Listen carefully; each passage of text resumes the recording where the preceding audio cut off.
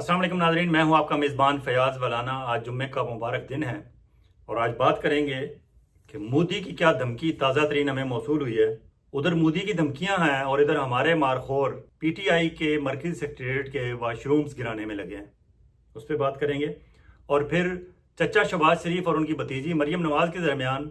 क्या मुकाबला शुरू हो चुका है, क्या उनमें से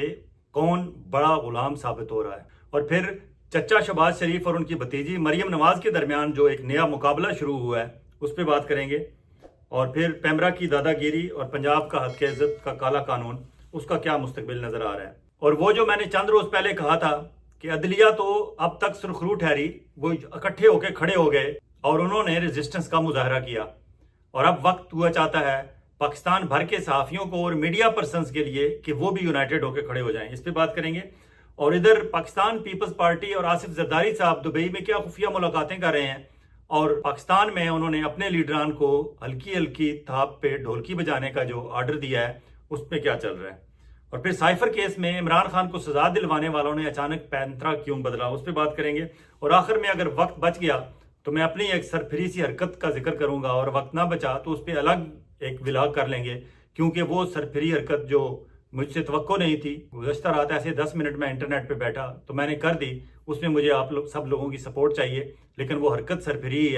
है आप लोगों के फ़ायदे के लिए, मेरा ज़ाती उसमें कोई फ़ायदा नहीं है, पाकिस्तान के अवाम के फ़ायदे के लिए वो मैंने काम शुरू किया है।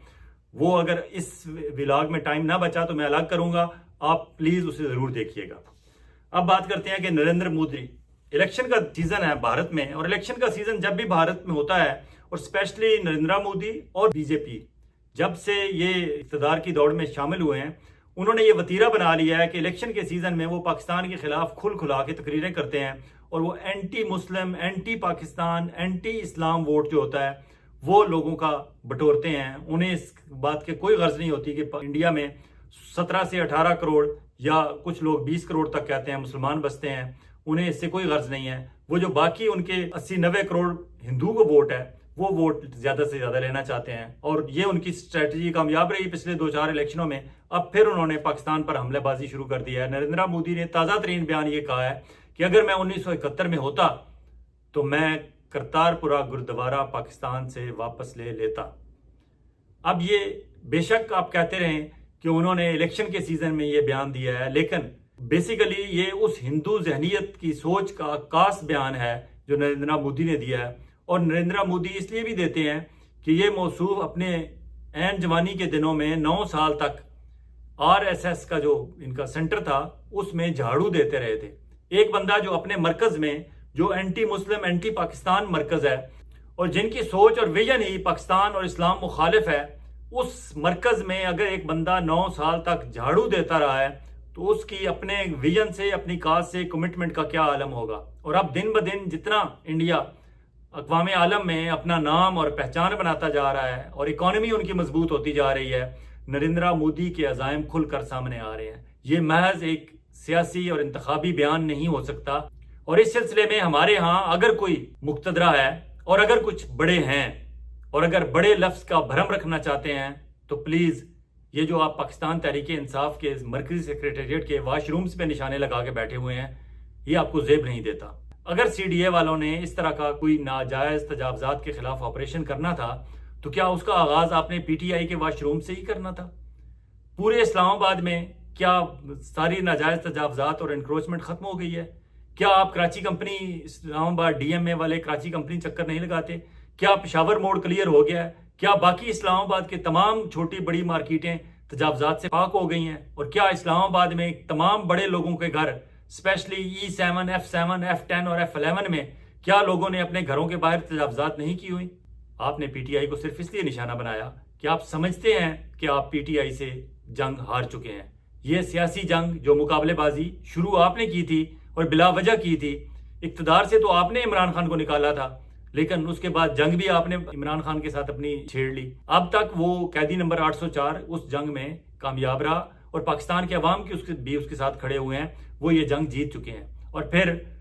भला हो पाकिस्तान की अदलिया का कि एक हद तक उन्होंने दबाव बर्दाश्त किया, लेकिन फिर एक वक्त पे वो एनफ इज एनफ का नारा लगा के वो मैदान अमल में कूद पड़े। اور پھر اسلام آباد ہائی کورٹ سے لکھے جانے والا 6 ججز کا خط Lahore high court, Sindh high court, Peshawar high court اور بلوچستان ہائی کورٹ سے بھی اس کی اتھینٹیکیشن ہو گئی۔ سپریم کورٹ میں بھی اب صورتحال یہ ہے کہ قاضی فائز عیسیٰ صاحب اپنی تمام تر کوششوں کے باوجود تقریباً تنہا ہو چکے ہیں۔ اس لیے ہم کہہ سکتے ہیں کہ پاکستان بھر کی اعلیٰ عدلیہ نے یہ طے کر لیا ہے کہ اب مزید دباؤ وہ برداشت نہیں کریں گے۔ انہیں دباؤ میں لانے والے کون ہیں؟ ملٹری اسٹیبلشمنٹ ہے، ISI ہے، جس کا کھل کے ججز نے نام لکھا ہے۔ اب جس طرح میں نے چند روز پہلے کہا تھا کہ یہ پریشر اب شفٹ ہو رہا ہے عدلیہ سے میڈیا کی طرف، اور آپ نے دیکھ لیا، اور اس وقت میڈیا چچا بھتیجی کے ظلم کا نشانہ بنا ہوا ہے۔ چچا کیا کر رہے ہیں؟ پیمرا چچا شہباز شریف کے انڈر ہے، اور چچا نے پیمرا کے ذریعے ایک نوٹیفیکیشن کرایا ہے کہ اب سپریم کورٹ اور ہائی کورٹ میں موجود رپورٹرز کوئی خبر وہاں سے اور اسپیشلی جج صاحبان کے ریمارکس رپورٹ نہیں کر سکیں گے۔ وہ جو ٹکرز بھیجتے تھے وہاں سے ججز کے ریمارکس پہ، اب وہ نہیں آئیں گے۔ صرف ہیئرنگ کے اختتام پہ کورٹ کی طرف سے جاری کردہ جو خبر ہوگی 2 فکروں کی کہ آج فلاں کیس کی سماعت ہوئی اور اگلی سماعت کی تاریخ یہ ہے، دیٹس اٹ، یہ خبر آپ تک پہنچے گی۔ اب یہ سلسلہ، اور پھر دوسری طرف پنجاب میں جو بھتیجی، کیونکہ مقابلہ ہے چچا اور بھتیجی کا، چچا اور بھتیجی یہ ثابت کرنے میں لگے ہوئے ہیں کہ ملٹری اسٹیبلشمنٹ کا بڑا غلام کون ہے۔ خادم کا دور گزر چکا، اب یہ خادم اعلیٰ نہیں غلام اعلیٰ کی دوڑ میں لگے ہوئے ہیں چچا بھتیجی۔ چچا نے پیمرا کے ذریعے نوٹیفیکیشن کرایا ہے صحافیوں کے گلے گھونٹنے کا، بھتیجی نے پنجاب میں ہتک عزت قانون 2024 اپروو کرایا ہے، اور جس طرح انہوں نے پنجاب اسمبلی سے اپروو کرایا ہے، وہاں حتیٰ کہ ان کے اتحادی، سب سے بڑے اتحادی پاکستان پیپلز پارٹی والے بھی واک آؤٹ کر گئے ہیں۔ پاکستان پیپلز پارٹی کے گورنر پنجاب سلیم حیدر صاحب نے وہ نامنظور کر کے واپس بھیج دیا ہے۔ اب آبویسلی کہہ سکتے ہیں کہ شاید پاکستان پیپلز پارٹی اپنے منشور کا یا اپنے بڑوں کے دیے ہوئے کچھ جمہوری آزادی اور بنیادی انسانی حقوق، اپنے بڑوں کے دیے ہوئے سبق بسلسلہ جمہوری آزادی اور بنیادی انسانی حقوق کی روایات کی پاسداری کے سلسلے میں یہ کر رہے ہیں۔ آپ یہ بھی کہہ سکتے ہیں کہ دبئی میں موجود آصف زرداری صاحب نے وہاں پاکستان کے سب سے بڑے لینڈ ڈیولپر ملک ریاض صاحب کے ساتھ ایک میٹنگ کی ہے، اور نہ جانے وہ وہاں کس کس کے ساتھ مذاکرات کر رہے ہیں، میٹنگز کر رہے ہیں۔ شاید وہاں سے انہوں نے اشارہ دیا ہے، پنجاب کے گورنر سلیم حیدر اور رضا ربانی اور دیگر ان کے جو پاکستان پیپلز پارٹی کے اس طرح کے ترقی پسند رہنما ہیں، انہیں یہ اشارہ دیا ہے کہ آپ ہلکی ہلکی تھاپ پہ ڈھولکی بجانا شروع کر دیں اس حکومت کے خلاف۔ اس لیے انہوں نے اس سے پہلے نجکاری میں آبویسلی نجکاری کے خلاف ہے پاکستان، آبویسلی پاکستان پیپلز پارٹی نجکاری کے خلاف ہے۔ اب یہ جو ہتک عزت کا قانون پنجاب میں لانچ کر رہی ہیں مریم نواز صاحبہ، اس کے خلاف بھی ورڈکٹ دے دیا ہے پاکستان پیپلز پارٹی نے۔ آگے چل کے شاید بات آگے بڑھے اور بجٹ میں جب اس طرح مہنگائی کا ایک طوفان آنے والا ہے، اس وقت شاید ماحول زیادہ گرم ہو جائے، اور اس وقت تک مولانا فضل الرحمان بھی پاکستان تحریک انصاف کے کنٹینر، پاکستان تحریک انصاف کے سٹیج پر آ کر کھڑے ہو جائیں گے، اور ان کے دائیں بائیں اگر محمود اچکزئی، علامہ راجہ ناصر عباس، لیاقت بلوچ، حافظ نعیم الرحمان، صاحبزادہ حامد رضا اور یہ باقی لوگ کھڑے ہوں گے، اور وہاں مولانا فضل الرحمان جب گرج برس رہے ہوں گے، تو پھر شاید وہ وقت ہوگا آصف علی زرداری صاحب کو بھی اپنے سیاسی مستقبل کا فیصلہ کرنے کا۔ لیکن اس وقت تک کیا یہ چچا بھتیجی کی ریس کہاں پہنچے گی؟ یہ عدلیہ کو دیوار کے ساتھ لگانے کا سلسلہ کیا کسی حتمی نتیجے پر پہنچے گا؟ اور یہ پاکستان بھر کے صحافیوں کو جو انہوں نے ایک تختہ مشق بنا لیا ہے کہ اسلام آباد سے پیمرا کہہ رہا ہے کہ آپ نے کوئی خبر رپورٹ نہیں کرنی، پنجاب میں مریم نواز صاحبہ یہ کہہ رہی ہیں کہ آپ نے کوئی خبر بھی رپورٹ نہیں کرنی، آپ نے سوشل میڈیا پہ بھی کچھ رپورٹ نہیں کرنا، اور اگر آپ نے حکومت کے خلاف یا آئینی اداروں پر بیٹھی ہوئی شخصیات کے خلاف کچھ کیا تو آپ کو 30 لاکھ کا جرمانہ رائٹ اوے کر دیا جائے گا۔ اس کے علاوہ آپ کے خلاف کیا ہوگا وہ اس بل کی تفصیلات میں موجود ہے۔ ادھر اسلام آباد ہائی کورٹ میں سائفر کیس میں عمران خان کو سزا دلوانے والوں نے اچانک اپنا پینترا بدل دیا ہے۔ انہوں نے پینترا اس طرح بدلا ہے کہ، اور وہاں یہ بھی محسوس ہوتا ہے کہ ان کی جو لیگل ٹیم ہے اس میں بھی وہاں اختلاف پایا جاتا ہے، کیونکہ حامد علی شاہ صاحب جو گزشتہ کل تک وہاں نمائندگی کر رہے تھے وفاقی حکومت کی، وہ ان کا کہنا یہ تھا کہ سائفر کیس میں جو کچھ ہوا ہے ٹھیک ہوا ہے، سزا عمران خان کو، شاہ محمود قریشی کو ٹھیک ہوئی ہے، وہ اس پہ کھڑے تھے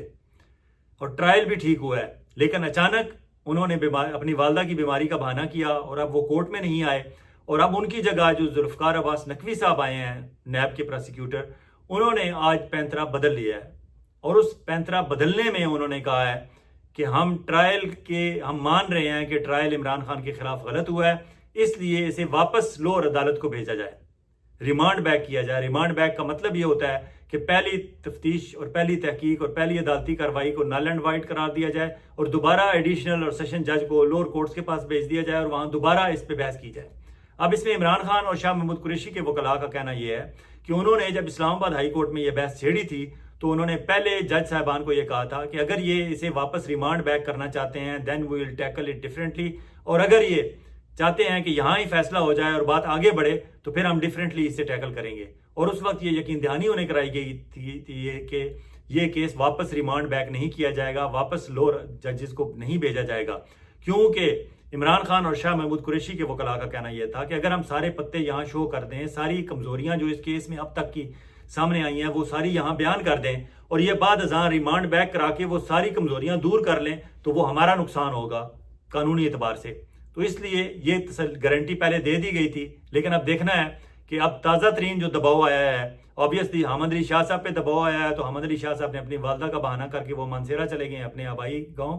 اور ان کی جگہ ذوالفقار عباس نقوی صاحب کو بھیج دیا گیا کہ آپ جائیں۔ حالانکہ اس طرح جو سینئر وکلاء ہوتے ہیں وہ ایک دن کے نوٹس پہ نہیں جاتے، لیکن آبویسلی دباؤ اگر پنڈی والوں کا ہو تو پھر ذوالفقار عباس نقوی صاحب نے نوکری تو کرنی ہے۔ وہ پہنچ گئے اور انہوں نے آ کے دوبارہ نئے طریقے سے نئے سرے سے سٹانس ہی بدل دیا۔ اب دیکھتے ہیں کہ سائفر کیس میں اونٹ کس کر بیٹھتا ہے۔ دوسری طرف اسلام آباد میں پیمرا کی دادا گیری کے بارے میں بھی اگر دیکھا جائے تو انہوں نے یہ اچانک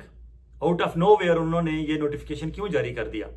کہ اسلام آباد ہائی کورٹ کے رپورٹرز اور اسلام آباد سپریم کورٹ کے رپورٹرز ججز کے ریمارکس کو رپورٹ نہیں کریں گے اور صرف کورٹس کی طرف سے دیا جانے والا ہینڈ آؤٹ ہی رپورٹ کریں گے اپنے اپنے اخبارات اور ٹیلی ویژن چینلز کو۔ آبویسلی محسوس یہ ہو رہا ہے کہ ابھی چند روز پہلے اسلام آباد ہائی کورٹ میں جسٹس محسن اختر کیانی نے جو کہا تھا کہ آئی ایس آئی کے اسلام آباد کے سیکٹر کمانڈر بریگیڈیئر کے بارے میں کہ وہ 18ویں گریڈ کے ایک آفیسر ہی ہیں، وہ اپنے آپ کو کیا سمجھتے ہیں، شاید وہاں ان سے یہ غلطی ہو گئی کہ بریگیڈیئر 18ویں کے نہیں 19ویں یا 20ویں گریڈ کے افسر ہوتے ہیں۔ تو اس میں کیا ہو آپ کی ہتک ہو گئی ہے کہ اگر آپ کو ایک گریڈ ادھر ادھر کر دیا گیا ہے تو آپ نے اس کو بہانہ بنایا ہے کہ وہاں فیکچوئل رپورٹنگ نہیں ہوتی۔ بھائی جج صاحبان کے منہ سے جو بات نکلے گی رپورٹرز نے تو وہی رپورٹ کرنی ہے، اور اگر جج صاحب نے غلط یہ بات کی ہے تو آپ دوسرے دن جا کے وضاحت کر دیں، بریگیڈیئر صاحب جا کے بتا دیں کہ بھائی میں بریگیڈیئر ہوں لیکن میرا گریڈ 18واں نہیں، میرا 19واں ہے، 20واں ہے، جو بھی جتنا بھی آپ بتانا چاہتے ہیں آپ بتا دیں، جا کے جو بھی آپ گریڈ بتانا چاہتے ہیں آپ جا کے بتا دیں، لیکن اس کا نزلہ آپ رپورٹرز پہ کیوں گراتے ہیں؟ اصل بات یہ ہے کہ اسلام آباد ہائی کورٹ اور سپریم کورٹ سے گزشتہ کچھ عرصے سے جس طرح جج صاحبان نے حق سچ کی بات کرنا شروع کی ہے، ایک ایک ریمارکس ان کا اتنا خطرناک ہوتا ہے کہ جتنا بیانیہ، جتنی محنت ہماری پنڈی ہمارے اسٹیبلشمنٹ والے اور ان کے غلام شہباز شریف صاحب یا ان کی چہیتی مریم نواز صاحبہ پوری محنت سے، کوشش سے، اعظم نذیر تارڑ اور پوری ایک ٹیم انہوں نے لگائی ہوئی ہے وہ بیانیہ کھڑا کرنے پہ، وہ ایک جج کے اسلام آباد ہائی کورٹ کے یا سپریم کورٹ کے ایک سینئر محترم جج کے ایک ریمارک سے وہ سارا بیانیہ دھڑام سے زمین پہ جا گرتا ہے۔ لیکن اگر پیمرا والوں کو یہ مسئلہ ہے ہی تو پھر پیمرا والوں کو جج صاحبان کے ان ریمارکس سے کیوں مسئلہ ہے؟ انہیں یہ نظر نہیں آتا کہ فیصل وابڈہ توہین کر کے عدالت کی، اس کے بعد پھر ٹیلی ویژن چینل پر بیٹھ کے دوبارہ سے نئے سرے سے پوری بات ریپیٹ کرتے ہیں۔ فیصل وابڈہ، طلال چودھری، اعظم نذیر تارڑ، عطا تارڑ، مصطفیٰ کمال اور یہ ایک پورا ایک ٹولہ ہے، اون چودھری، انہوں نے گزشتہ 10-12 دنوں میں اسلام آباد ہائی کورٹ اور سپریم کورٹ کے سینئر جج صاحبان کے خلاف کون سی عرضہ سرائی نہیں کی۔ وہاں پیمرا خاموش رہا، پیمرا نے انہیں تو کھلی چھٹی دی ہوئی ہے، لیکن رپورٹرز جو جج صاحبان کے دیے ہوئے ریمارکس ہیں انہیں رپورٹ کر رہے ہیں، وہاں رپورٹرز کا انہوں نے ہاتھ باندھ دیے ہیں اور منہ بند کر دیا ہے۔ تو یہ نہیں چلے گا، کیونکہ اب اسے چیلنج کر دیا ہے اسلام آباد کے رپورٹرز نے بھی اور لاہور کے رپورٹرز نے بھی۔ لاہور میں آج سے سماعت شروع ہو جائے گی، لاہور ہائی کورٹ کے جج جناب جسٹس عابد شیخ صاحب اس کی سماعت کر رہے ہیں، اسلام آباد ہائی کورٹ میں بھی 1-2 دن میں ڈیسائیڈ ہو جائے گا کہ کون سے جج صاحب اسے سنیں گے، اور P F U J, C P N E, A P N S, امینڈ، جتنی صحافیوں کی تنظیمیں ہیں اور پاکستان بھر کے پریس کلب اس معاملے پہ، اس نقطے پہ اکٹھے ہو گئے ہیں کہ جس طرح کچھ عرصہ پہلے جج صاحبان نے کہا تھا انف از انف، اب شاید صحافی بھی یہ کہنے پر مجبور ہیں کہ انف از انف۔ اب یہ مزید سختیاں، مزید یہ مجبوریاں، یہ پابندیاں ہم برداشت نہیں کریں گے، اور اگر پاکستان بھر کے صحافی ایک پلیٹ فارم پہ اکٹھے ہو گئے تو شاید عدلیہ کے ٹف ٹائم دینے کے بعد یہ دوسرا ٹف ٹائم ہوگا جو شہباز شریف صاحب، مریم نواز صاحبہ اور ان کے سرپرست ہمارے پنڈی والے، ہماری ملٹری اسٹیبلشمنٹ والوں کو سامنا کرنا پڑے گا۔ اسی تناظر میں میں نے بھی ایک سرپھرا کام کیا ہے، اس کے لیے شاید اب وقت نہیں بچا، اس کے لیے میں الگ ایک ولاگ کرتا ہوں، اور آپ سے گزارش ہے کہ اگر اب تک آپ نے فیاض ولانا آفیشیل یوٹیوب چینل کو سبسکرائب نہیں کیا تو پلیز اسے سبسکرائب کر لیں، اپنے دوستوں کے ساتھ شیئر کریں، اور کامنٹ سیکشن میں ہمارے ساتھ رابطے میں رہیں۔ اجازت چاہوں گا، بہت جلد ایک اور ولاگ کے ساتھ آپ کی خدمت میں حاضر ہوں گے۔ اللہ حافظ۔